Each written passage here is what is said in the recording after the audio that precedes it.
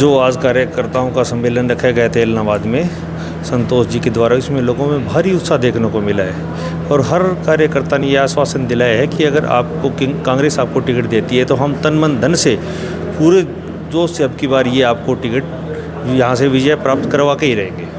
आप कितना का संतोष टिकट को लेकर कितना का कॉन्फिडेंस है? क्या संतोष बेनीवाल टिकट ले पाएगी? ये संतोष बेनीवाल कांग्रेस की टिकट को 100% डिजर्व करती है और हमें पूरी आशा है कि उनको टिकट हर हाल में मिलेगी। क्या विजन लेके चल रहे हैं? क्या विजन क्या है एलनाबाद को लेकर? क्या मतलब मुद्दों पर, कौन से मुद्दों पर चुनाव लड़ना चाहती है संतोष बेनीवाल? एलनाबाद में एक तो पानी का मुद्दा, शिक्षा का मुद्दा बहुत ज़्यादा है, क्योंकि ये पानी का तो सारा एलनाबाद ही टैल नहर पे आ गया, तो लास्ट में आने के कारण, राजस्थान बॉर्डर के सटे होने के कारण यहाँ पे पानी की बहुत भारी किल्लत रहती है। और शिक्षा का, जैसे यहाँ पे नज़दीक कोई महाविद्यालय नहीं है, ये सबसे बड़ी समस्या है एलनाबाद की। और दूसरी बात कि एलनाबाद को 20 साल हो गए विपक्ष में बैठे हुए, यहाँ पर कोई काम होता ही नहीं है। जैसे भी वो लोग किसी के, जैसे विधायक के पास जाते हैं तो उनका एक ही जवाब है, अपनी सरकार बनने दो। सरकार उनकी बननी नहीं है, ये सबको पता है, तो ये यहाँ पे अकेले विपक्ष में बैठे रहने का क्या फ़ायदा है? जैसे अभी आपने बात करी है कि लोग विधायक के पास जाते हैं अपनी मांगों को लेकर, तो उसी मतलब उन्हीं लोगों का ये कहना है कि 4 से 5 बार दफ़ा हो चुका है इनेलो है वो यहाँ से जीत रही है। हाँ, इनेलो का गढ़ है, गोद लिया हुआ है, हाँ जी। उसको देखकर कैसा मानते हैं भी उस गढ़ में सेंधमारी कर पाएगी संतोष बेनीवाल? गढ़ में आराम से सेंधमारी हो जाएगी। अब की बार लोगों ने मन बना लिया है, इतना जोर आने वाली बात नहीं है, क्योंकि देखो 20 साल के अंदर एक पीढ़ी बदल जाती है। जिस तरह आप कोई काम लेके जाएंगे किसी के पास, अगर वो अपना काम नहीं होगा तो उस कार्यकर्ता के मन पीछे पड़ने लग जाता है, ये आप क्यों घूम रहे हैं इनके साथ। ये तो कहते हैं अपनी सरकार नहीं है, सरकार बनेगी तब करेंगे। और 1 से 46 तक का सफ़र पार नहीं होता कभी, किस चीज़ की सरकार बनेगी। आप कांग्रेस में हैं, कांग्रेस की गुटबाजी को आप कैसे देखते हैं?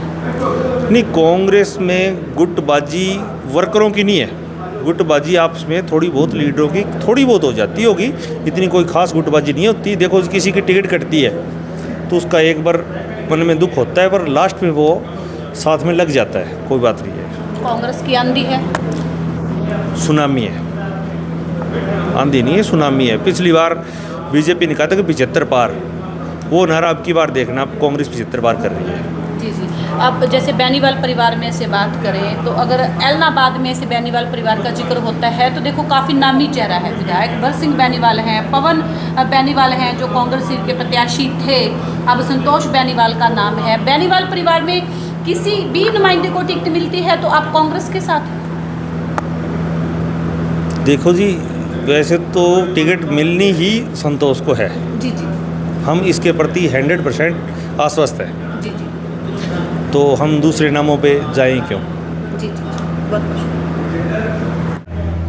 विधानसभा चुनाव का बिगुल बज चुका है, ऐलान हो चुका है, कुछ ही समय में टिकटों की अनाउंसमेंट है वो हो जाएगी, तो कांग्रेस में से एलनाबाद हल्के में किसके नाम पर मोहर लगाते हैं? पहले आपको नमस्कार। उसके बाद हम संतोष बेनीवाल के ऊपर पूरा भरोसा रखते हैं। संतोष बेनीवाल यहाँ सभी जो भी कैंडिडेट हैं उनमें सभी में भारी संतोष बेनीवाल हैं। और उसके मतलब 2 साल के सरपंची कार्यकाल में संतोष बेनीवाल ने बहुत अच्छे कार्य किए हैं। हर एक जगह जिस तरह किसानों की बात आए, सरपंचों की बात आए, संतोष बेनीवाल ने बढ़ चढ़ के भाग लिया है। तो हम संतोष बेनीवाल को यहाँ सबसे भारी और दबंग कैंडिडेट मानते हैं।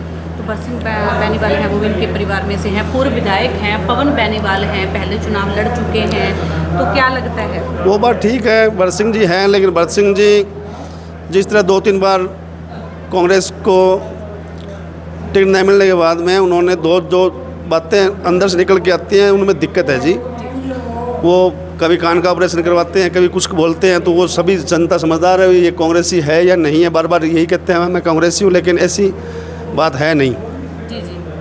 तो आपका जो वोट है वो किसकी तरफ है? जैसे नेलो का तो गढ़ माना जाता है एलनाबाद। मैडम, गढ़ माना जाता है, नहीं माना जाता है। गढ़ तो बड़े बड़े ढाए गए, बड़े बड़े प्रकाश सिंह बादल लंबी से हार गए थे। अरे दुकानदार से हार गए थे। तो ये गड्ढ कुछ नहीं है, गड्ढों वाली बात चली गई। इनेलो की यहाँ हवा निकल चुकी है, ना इनेलो के अब यहाँ वर्कर रहे, ना वो बार बार कहते हैं कि ये ज़्यादा बोलने वाला अभय सिंह ये है वो है। नहीं, ऐसी बात कुछ नहीं है। विधानसभा में जाके लड़ाई करना कोई मान लो दबंगी है क्या? अपने हल्का में काम करवाओ, वहाँ से ग्रांट लेके आओ, वो रहो। क्या अभय सिंह ज़्यादा बोलता है? कहाँ बोलता है? बोलो यहाँ ग्रांट लेके आओ, वहाँ बोलो काम करवाओ। लेकिन ये तो खाली बातें हैं कि जाके बहुत ही दबंगी दिखाते हैं। वहाँ दबंगी क्यों दिखाएं? अपने एरिया में काम करवाओ। बार बार किसी को वहाँ विधानसभा में झगड़ा करना, ये करना, वो करना, ये मान लो दबंग थोड़ा ही है। अपने हल्का में काम करवाया जाए, वह दबंगी दिखानी है कि वो जगह ही को नहीं। तो संतोष बेनीवाल आवाज उठा पाएगी विधानसभा में? विधानसभा में सबसे अगर पहुँचती हैं तो सबसे दबंग संतोष बेनीवाल होगी। जी जी, बहुत